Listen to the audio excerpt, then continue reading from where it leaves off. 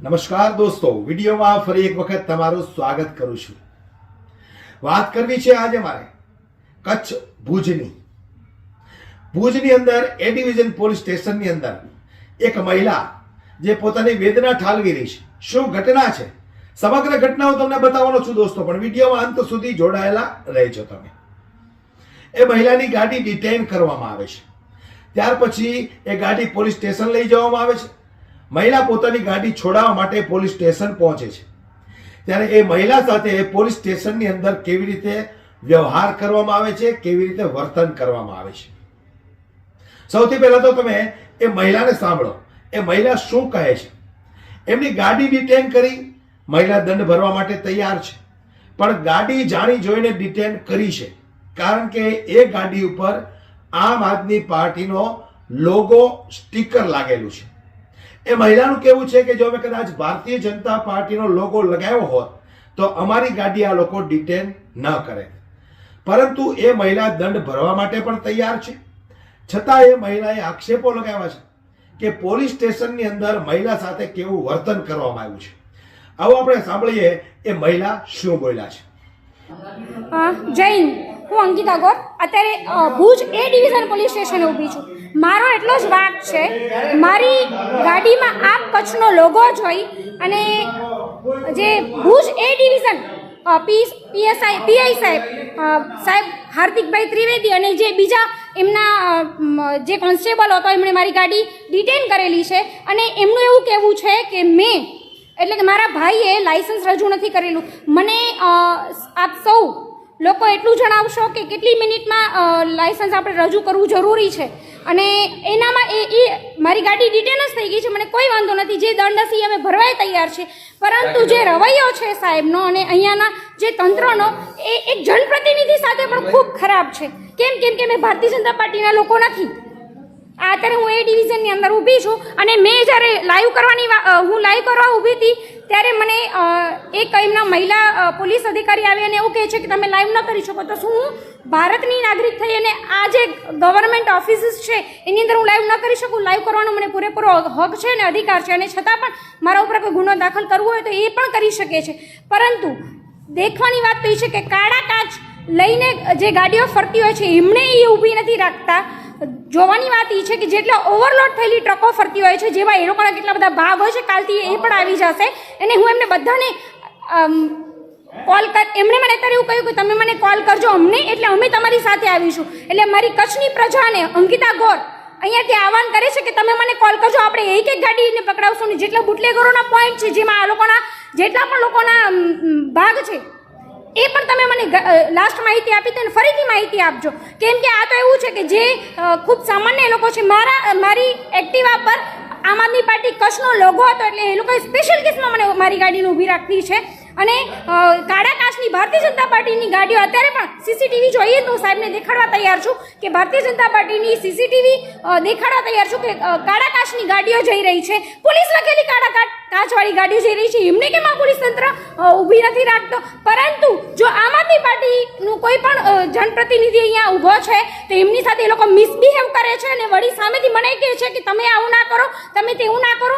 અરે તમે સૌથી પહેલાં પોલીસ મિત્ર છો, પ્રજાના મિત્ર છો, તો પ્રજાની તમે વિધિન 5-10 મિનિટ્સમાં અમે તમને લાયસન્સ આપી દઈએ છીએ, અમે તમને આરસી બુક આપી દઈએ છીએ, અને હવે તમે અમને એવું મેમો પકડાવો છો હવે તમે અમને એવું મેમો પકડાવો છો કે તમારા ગાડીના કાગળિયા ન હતા। એટલે મને અહીંયા જેટલા પણ મારા લોયર મિત્રો છે, આ હું એ ડિવિઝનમાં ઊભી છું, આ એ ડિવિઝનનું આ ગાડીના મારા કાગળિયા છે, આ મારી ગાડીના કાગળિયા છે, આ લાયસન્સ છે, મારો ભાઈ ડ્રાઈવ કરતો હતો, આ ગાડીની આરસી બુક છે, અને કદાચ હું એમ કહું કે કદાચ અમારો કોઈ વાંક પણ હોય ને, કદાચ કોઈ વાંક હોઈ પણ શકે, તો તમે અમને મેમો આપો, અમે મેમો ભરવા તૈયાર છીએ। પરંતુ ના, એમને સ્પેશિયલ કેસમાં મારી ગાડીને ડિટેન કરવાની હતી, કેમ કે એ ઓવરલોડની ડિટેન નથી કરી શકતા, કેમ કે એમને ટાર્ગેટ આપવામાં આવેલા છે કે ઓવરલોડ થયેલી ગાડીઓને ડિટેન નહીં કરવાના। કાળા કાચની જે ભારતીય જનતા પાર્ટીની જે ગાડીઓ છે એમને ઊભી નહીં રાખવાની, પણ એમને ખબર નથી કે કાલથી હવે હું એમને બધાને અહીંયા ઊભી રાખીશ, અને એમની સાથે જેટલી પણ પોલીસની ગાડીઓ છે કે જે કાળા કાચની પોલીસ લખેલી ફરે છે. હું કાલથી બધાને રડવાની છું.